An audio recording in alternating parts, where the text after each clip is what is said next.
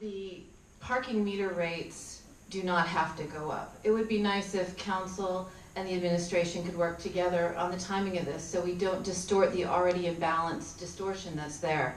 I think everybody does realize the dynamics of what would happen. This is not something that has to happen January 1st. This is very arbitrary time frame. So I just wanted to make sure we were clear on that issue. It's not a mandatory raise in the meter rates. That's happening volitionally.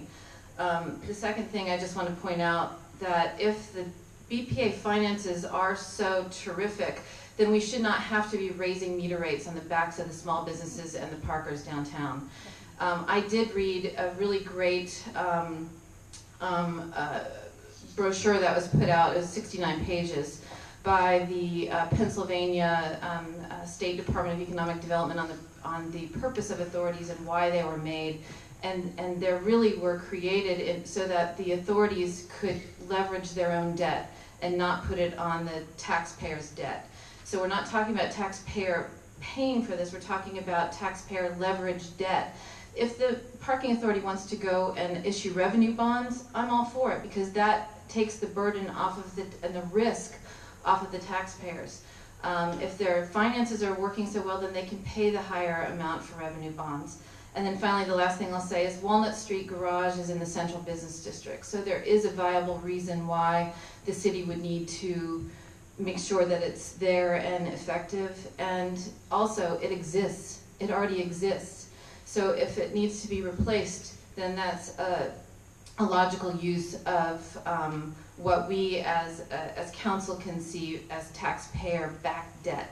But I think all we're asking, at least I'm hoping, is that City Council can work hand in hand with the administration and the parking authority because together we are much stronger. And the more open and transparent we are with each other, the faster we can get stuff done, the more satisfied and happy the taxpayers are going to be with our decision-making process. So I think that's really what was behind this whole effort. That's all. Thank you. Mr. Water, can I make a quick Absolutely. I just want to make sure that they're going to understand what I said. The finances are fine with the parking authority with the increase. The increase is allowing the parking authority to pay for Polk Street. I want to make sure that that's totally understood. The mayor imposing the 50-cent increase, which still keeps us at the market rate.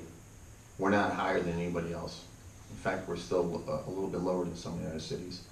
With the increase, that's allowing the finances to be able to provide the parking authority to pay for Polk Street. So I just want to make sure it's clear with the increase. The second thing is that the parking authority as a whole supports, and that means the meter, the garages, the fines, everything supports the garages. Everybody knows no one's got money. Mr. Haynes doesn't have, $20 million to go build a garage. He needs some assistance too, and that's why he got the Chris acreage, and which I'm all in favor for, and I hope that project comes to fruition. Nobody on Main Street, no one on the south side has $20 million to build a parking garage. And everybody up here talks about walkability. Everybody. I've heard you say it numerous times, and I'm in agreement with you. You can't have walkability if you have a building in an empty acre lot. You can't, and you know that. So with the walkability becomes density. So density means building the parking garage, hopefully not like Walnut Street, because I think that was ill planned. I hope if we ever do knock that down, that we have a retail on the first floor with parking in back of it and on top of it. So it's not that missing tooth that Jeff Speck always talks about. But Walnut Street and the North Street garage were not built with their own funds. The money that went to build those garages came from the parking authority as a whole.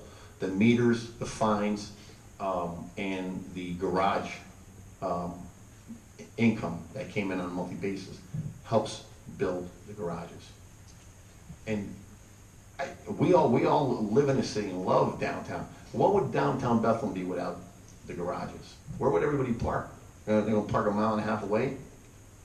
And the south side, whether you like it or not, I love it, is becoming a vibrant place to live and play and work.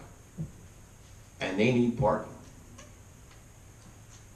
So, if we delay, that's your choice to delay. But again, we're not talking about the parking garage right now. All we're talking about is making sure that people are staying compliant and paying the meters and using the garages instead of the meters. And the meters for, hey, I'm stopping in for a bagel, a coffee, you know, a quick lunch, and I'm out of here. I'm not parking here for 8 hours. But I promise you this, come January 1st, if we keep tabling this, you will see businesses in here because they'll be going crazy because people, if I worked there, I'd park at the meter all day. I'd get my phone app out and just keep feeding it. I'm saving money. Or I wouldn't feed it, I mean. So, thank you, Mr. President. Thank you.